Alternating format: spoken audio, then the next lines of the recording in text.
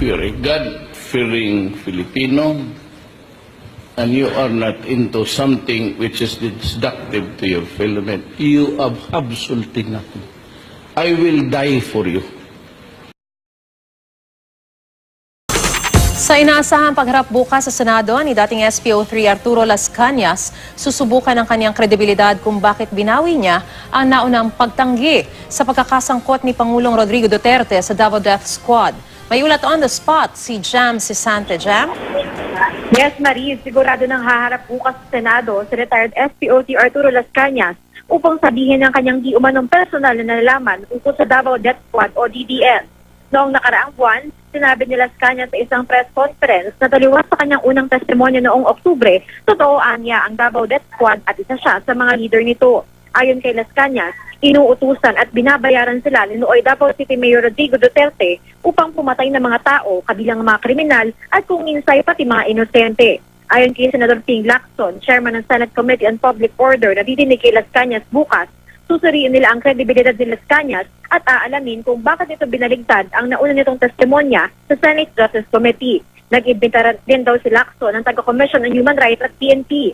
Hiniling daw ni Lacson sa PNP na magsumite ng official investigation report ukol sa mga kaso ng pagpatay na binanggit ni Las Cañas upang malaman kung may mga pangyayaring ang ganito. Sinabi ni Las Cañas sa press conference, Nooy Mayor Duterte ang nag-utos umano sa pagpatay sa broadcaster na si June Pala, sa isang Mr. Patahasa o Mr. Pasahata at sa buong pamilya nito kasama ang isawang buntis at batang anak at isang dating PC commander na si Jun Terzabal, na pawang itinanggi naman ng palasyo at ng Pangulo. Ayon kay Senador Antonio Trillanes, isa sa mga pangunahing kritiko ni Pangulong Duterte, marami pang ilalahad si Las Cañas bukod sa sinabi niya sa press conference. Sabi ni Trillanes, prerogative naman ni Lacson bilang chairman kung susuriin niya ang kredibilidad ni Las Cañas. Pero paalala ni Trillanes, karamihan sa mga sasabihin ni Las Cañas ay hindi naman documented dahil kabilang dito ang mga personal na utos umano sa kanila ni Duterte. Bahagi rin daw mismo si Las Cañas ng Heinous Crime and Investigation Unit ng PNP, kaya posibleng hindi nila in-record sa talaan ng PNP ang mga iniutos sa kanila ni Duterte na i-abduct o ipapatay.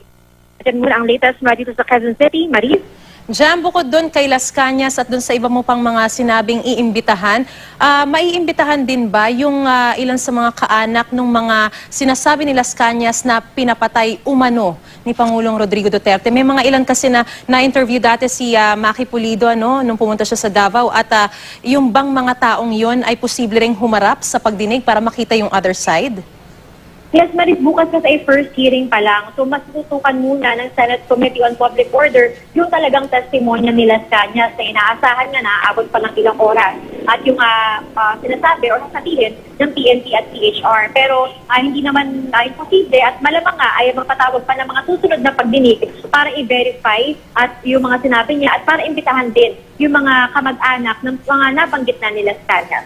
Yung mga sinasabi na hindi documented dahil personal na utos umano ni Pangulong Duterte, paano yun mare-reconcile ng Senado o ng komite na dumidinig dito sa isyong ito, Jam? Yes, Maris, ang sabi ni Senador Trillanes, ang pinaka-importante daw na makita yung demeanor ni Las Cañas. Makikita naman daw ng publiko kung nagsasabi ba ito ng totoo o hindi. At malalaman din kung sa kanyang paliwanag kung bakit ba siyang iba na yung sinasabi niya ngayon. So, it's up to the public to judge, to the senators, para suriin daw kung kapani-paniwala ba yung rason na sasabihin niya kung bakit iba na yung kanya nga sinasabi ngayon. Aabangan natin yan. Maraming salamat sa iyong ulat, Jam Sisante. Inaasahang bukas ang muling pagharap sa Senado ng dating Pulis Davao na si Arturo Las Cañas. Kasunod yan ng pagbaligtad niya sa nauna niyang testimonya sa Senado noong Oktubre na walang Davao Death Squad o DDS. Harap si Las Cañas sa Committee on Public Order.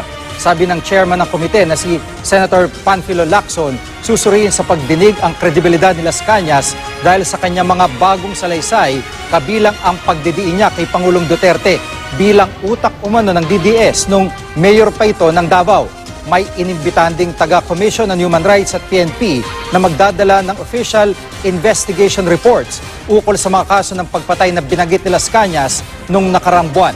Sabi naman ni Senador Antonio Trillanes IV, posibleng hindi lahat ng banggitin ni Las Cañas ay nasa record ng pulis, lalo't malaking bahagi ng kanyang testimonya ay mga personal na utos umano ni Nooy Mayor Duterte. Kinumpirma na ng palasyo na natagpuan na nga ang labi ng alimang pinugutan ng grupong Abu Sayyaf. Ayon kay Presidential Spokesperson Ernesto Abella, batay sa ulat ng AFP, natagpuan ang katawan ni Jorgen Kantner sa Indanan Sulu ng Marine Battalion Landing Team 3 sa ilalim ng Joint Task Force Sulu. Lubos daw na ikinalulungkot ng Malacanang ang sinapit ng German national. Iginiit din ni Abella na dati nang inihayag ni Pangulong Rodrigo Duterte na ang terorismo ay dulot ng narco-politics at hindi raw titigil ang gobyerno na labanan ito. Muling nagpaabot ng pakikiramay ang palasyo sa pamilya ni Kantner at sa mga tao sa Germany. Tiniyak din ni Abella na mapaparusahan ang nasa likod sa nangyari kay Kantner.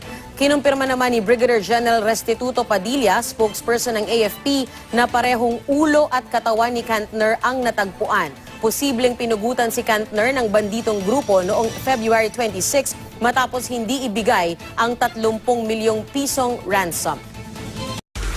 Wala raw nakikitang mali si Chief Presidential Legal Counsel Attorney Salvador Panelo sa pagpapahubad sa mga inmate ng Cebu Provincial Detention and Rehabilitation Center.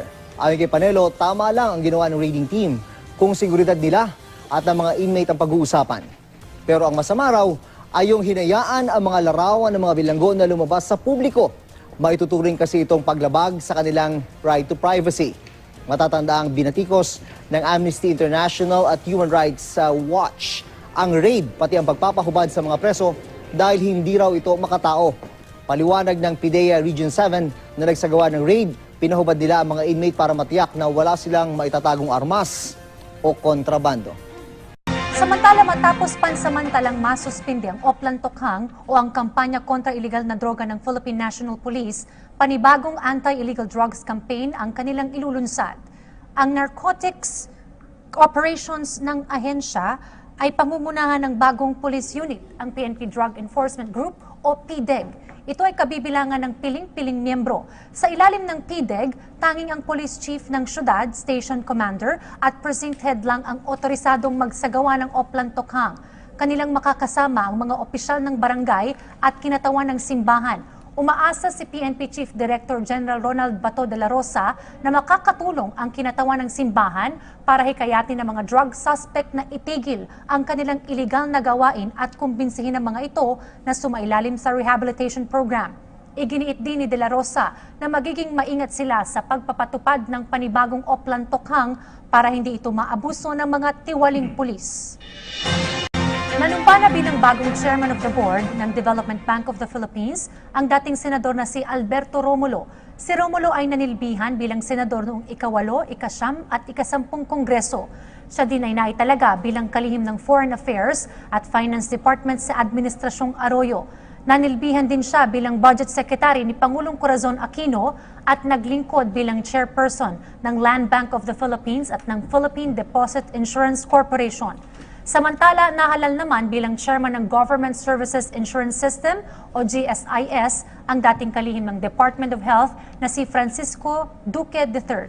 Si Duque ay unang itinalaga ni Pangulong Rodrigo Duterte bilang miyembro ng GSIS Board of Trustees noong ika-15 ng Pebrero. Matatandaang naitalaga rin si Duque bilang chairman ng Civil Service Commission at nanilbihan din bilang President at Chief Executive Officer ng Philippine Health Insurance Corporation simula 2001 hanggang 2005. Ayon kay Duque, kanyang prioridad ang higit na pagpapabuti sa mga benepisyo ng mga retiradong manggagawa ng gobyerno.